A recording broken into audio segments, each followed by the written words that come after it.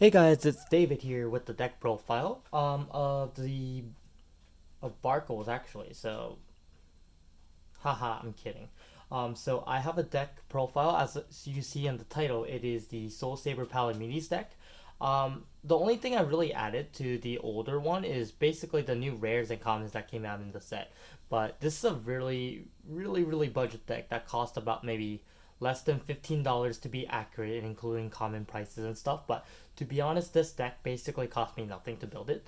So I definitely recommend a lot of players that are really new to the game, and if they're learning or if they want a competitive deck that's really cheap, this is something I recommend. And I haven't posted videos about in 2 years, but there was a lot of requests of this deck list since it did really well yesterday in a bigger, I guess, a bigger local tournament. So I decided to make a deck profile of it. Alright, going to the three lineups, it's very simple. This deck is actually very simple, no secrets, nothing too special. It's honestly the way you play and obviously a lot of luck involved. But I am running four Soul Sabers. Obviously main card, you want to make sure you mulligan for your Soul Sabers. Make sure that you do have it in your hand, so it's guaranteed. And then I'm running four Palamedes, which is another key combo to the deck. So for those of you guys that don't know Soul Saber or Palamedes skill, Soul Saber's effect, if you Soul Blast 5, you can give each unit, including the vanguard, plus 15k, and then on attack, you can Soul Charge. So obviously, it's a very Soul Charge based deck. Palamedes skill, when placed on vanguard or rearguard, you can Soul Charge.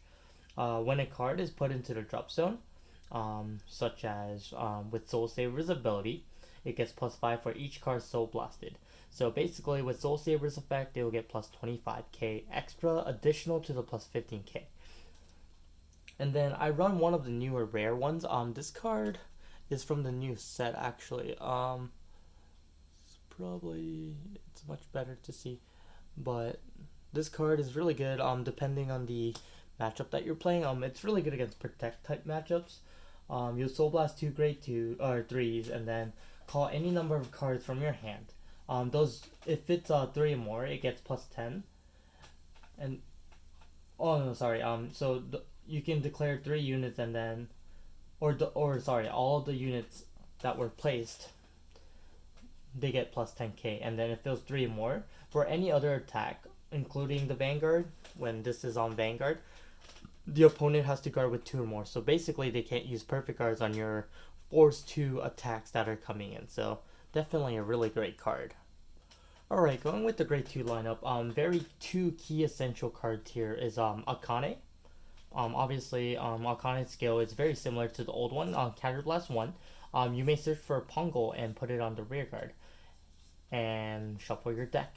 And then if this is boosted by High Beast, which most of your grade ones is set for the perfect guard, a High Beast, this will get plus 3.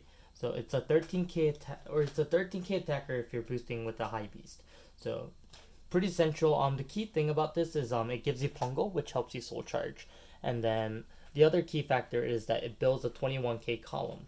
So that's very important in certain games because of the fact that it hit numbers. It doesn't hit magic numbers, but it definitely hits numbers once you're on the Soul Saber turn.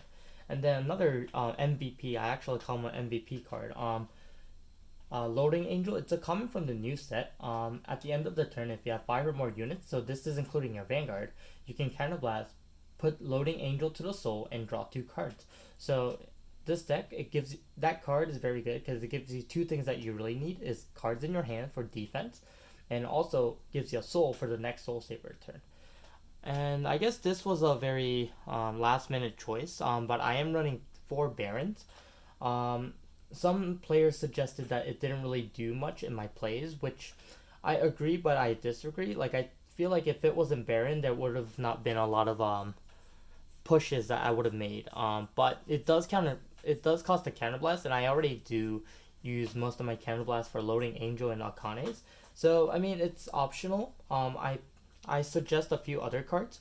So if you're not willing to use Baron, Blaster Blade is a very good alternative. Although he's very useless. Well, I can't say useless, but he's effective. But it still uses Counterblast and it uses a Soul, and that's one of the reasons why I don't like to use Blaster Blade skill when I'm playing Soul Saber. But Blaster Blade early game could be very essential, so Blaster Blade's not bad. There's also the Doggy card from set 1, skill Counterblast. You get the Soul Charge one, and this unit gets +5.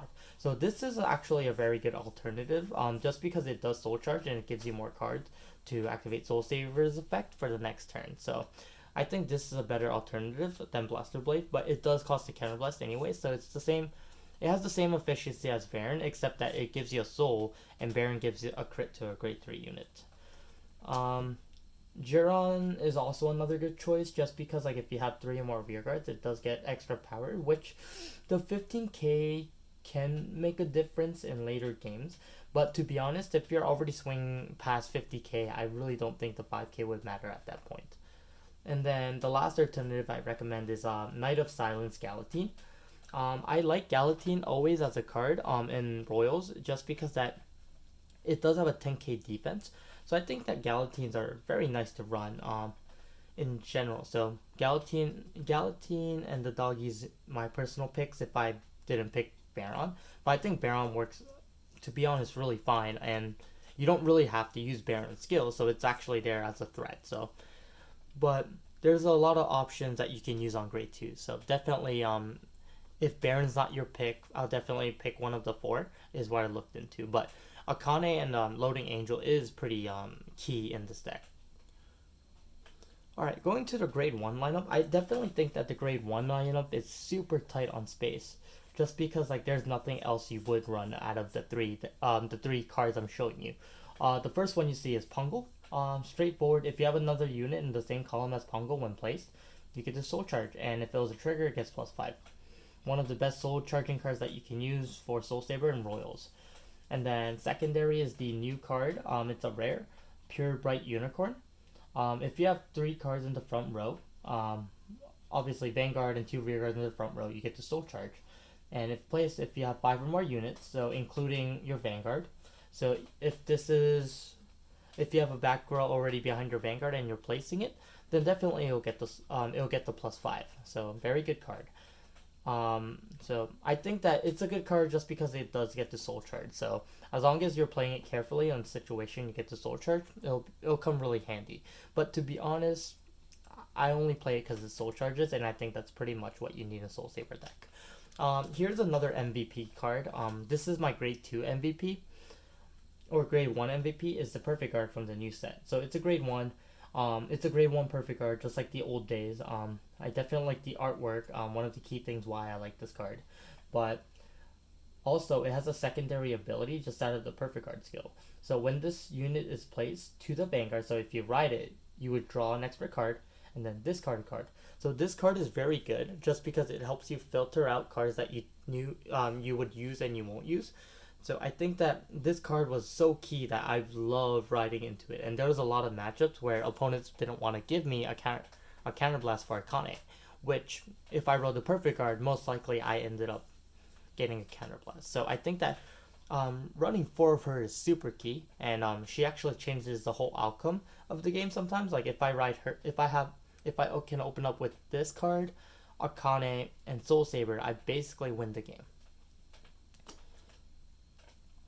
Alright, and here's the trigger lineup. I call this Bushiroad's biggest mistake to standard, is give extra crits to units, or extra triggers in general to new clans. I think it was a big mistake, but thus the reason why that this deck is really good is because I'm running 12 crits.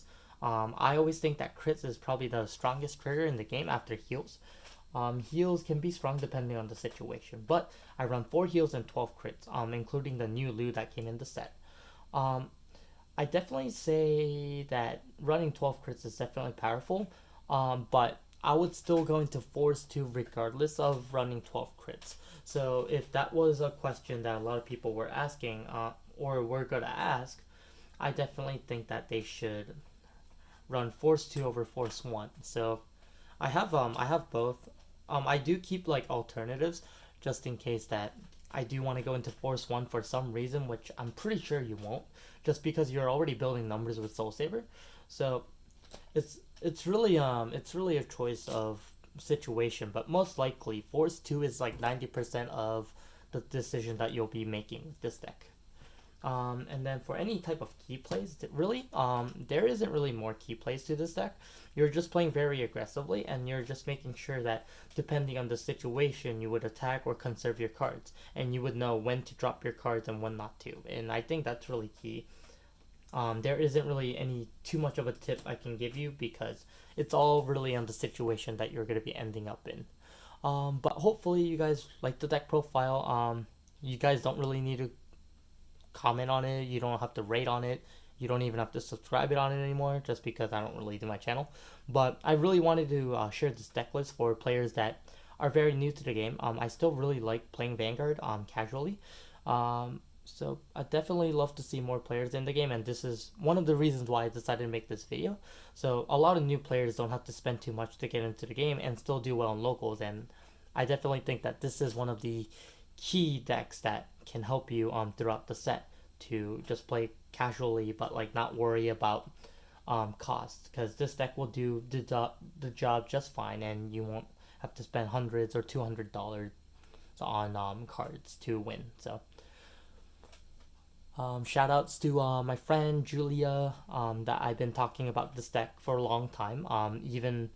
Even before the set came out this week, I've been talking to her about what we can do, what alternatives, what's a good choice, and then she basically has all the barcodes I would have collected in set 1. But yeah, that's pretty much it. So thank you guys for watching.